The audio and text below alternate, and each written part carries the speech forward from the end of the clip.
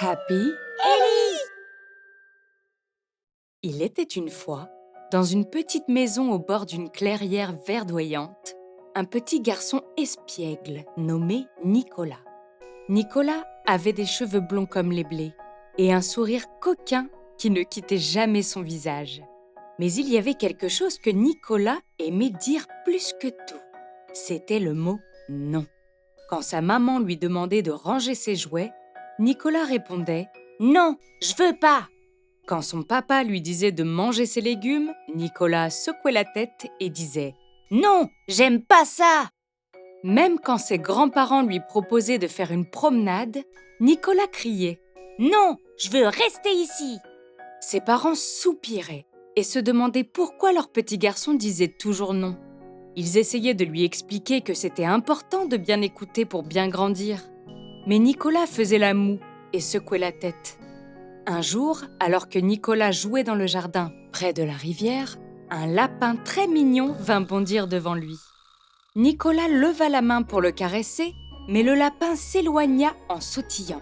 « Lapin, reviens ici !» dit Nicolas en riant. Mais le lapin continuait de s'enfuir. Nicolas courut après lui, essayant de le rattraper. Mais chaque fois, le lapin esquivait ses tentatives avec agilité.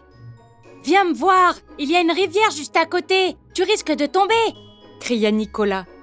Mais le lapin n'en fit qu'à sa tête. Il courut si vite que... il tomba dans la piscine. Heureusement, il en sortit aussitôt. « Tu vois, je te l'avais dit, tu ne m'as pas écouté et t'es tombé dans l'eau !» Finalement, Nicolas s'assit par terre, un peu essoufflé. Le lapin s'approcha de lui et posa sa petite tête contre sa jambe, regardant Nicolas avec de grands yeux brillants.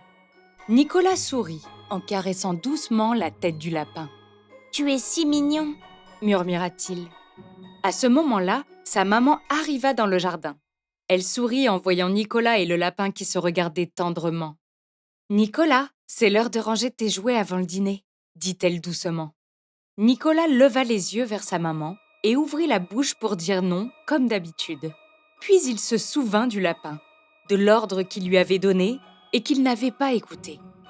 Il se leva lentement, prit la main de sa maman et dit « D'accord, maman, je vais ranger mes jouets maintenant. » Sa maman sourit davantage, assez étonnée.